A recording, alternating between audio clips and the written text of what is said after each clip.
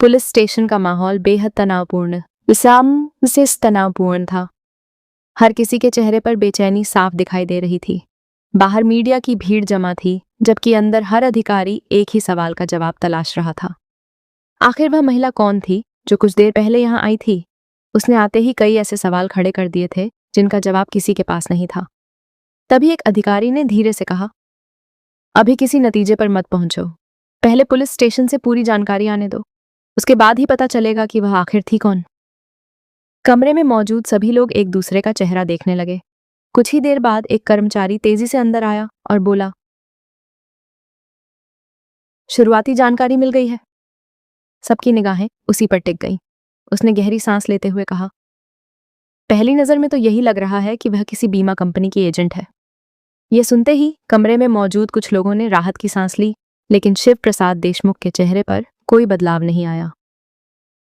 उनकी आंखें बता रही थीं कि उन्हें इस कहानी पर बिल्कुल भरोसा नहीं है। उन्हें महसूस हो रहा था कि यह सिर्फ एक नकाब है जिसके पीछे कोई बहुत बड़ा खेल खेला जा रहा है। उधर विकास, नाना सिंह, करण कुलकर्णी और मनीष लगातार एक दूसरे से नजरें चुरा रहे थे। ऐसा लग रहा था जैसे चारों किसी ऐसे राज को छिपाने की कोशिश कर रहे हों जो बाहर आते ही सब कुछ बर्बाद कर देगा। तभी जांच अधिकारी ने मेज पर रखी फाइल बंद करते हुए गंभीर आवाज में कहा, अब बहुत हो चुका, सच सामने आना ही चाहिए। कमरे में अचानक सन्नाटा छा गया। अधिकारी ने एक एक करके सभी की ओर देखा और पूछा, क्या यह सच नहीं है कि शालिनी को जानबूझकर इस मामले में फंसाया गया? सवाल सुनते ही किसी के मुंह से एक शब्द भी नहीं निकला। सबकी खामोशी ही सबसे बड़ा जवाब लग रही थी। अधिकारी ने बिना रुके अगला सवाल दाग दिया, जिस रात गोली चली थी, क्या सच में ट्रिगर शालिनी ने दबाया था या फिर किसी और ने गोली चलाई थी? यह सवाल सुनते ही विकास के माथे पर पसीना आ गया। कर्ण कुलकर्णी ने अपनी नजरें नीचे झुका ली। नाना सिंह ने पानी का गिलास उठाया, लेकिन उसके कांपते हाथ साफ बता रहे थे कि मामला बेहद गंभीर है। तभी अधिकारी ने मेज पर हाथ मारते हुए कहा, हमारे पास ऐसे सबूत हैं जो बताते हैं कि शालिनी को सिर्फ बदनाम करने के लिए यह पूरा खेल रचा गया।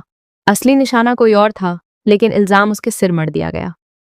यह सुनते ही शिव प्रसाद देशमुख अपनी कुर्सी से उठ खड़े हुए। उनकी आंखों में गुस्सा साफ दिखाई दे रहा था। उन्होंने सामने बैठे लोगों की ओर उंगली उठाते हुए कहा, तुम लोगों ने सोचा था कि सच हमेशा दबा रहेगा। तुमने सोचा था कि पैसे और ताकत के दम पर हर जुर्म छिप जाएगा। लेकिन याद रखना, सच देर से आता है, मगर आता जरूर है। कमरे में मौजूद हर व्यक्ति सांस रोके उनकी बातें सुन रहा था। शिव प्रसाद ने आगे कहा, मेरी बेटी शालिनी को इसलिए बदनाम किया गया क्योंकि उसने तुम्हारे दामाद के खिलाफ दर्ज किया गया मामला वापस लेने से साफ इनकार कर दिया था।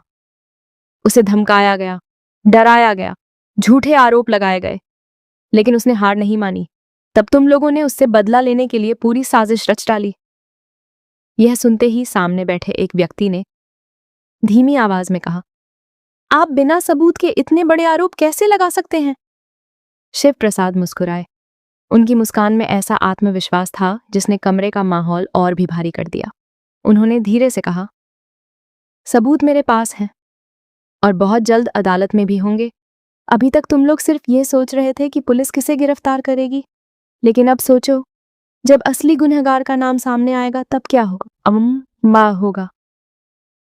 उनकी यह बात सुनते ही कमरे में मौजूद सभी लोग एक दूसरे को देखने लगे। किसी के चेहरे पर डर था, किसी के चेहरे पर बेचैनी, और कुछ लोग ऐसे थे जिनकी आंखों में साफ दिखाई दे रहा था कि उनका सबसे बड़ा राज अब ज्यादा देर तक छिपने वाला नहीं है।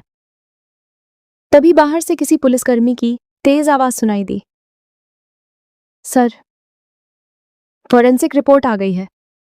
यह सुनते ही पूरे कमरे में सन्नाटा छा गया। हर किसी को एहसास हो चुका था कि अगले कुछ मिनट इस केस की दिशा हमेशा के लिए बदल सकते हैं। लेकिन किसी को यह अंदाजा नहीं था कि रिपोर्ट में लिखा एक नाम पूरे शहर की सबसे बड़ी साजिश का पर्दाफाश करने वाला है। चाणक्य।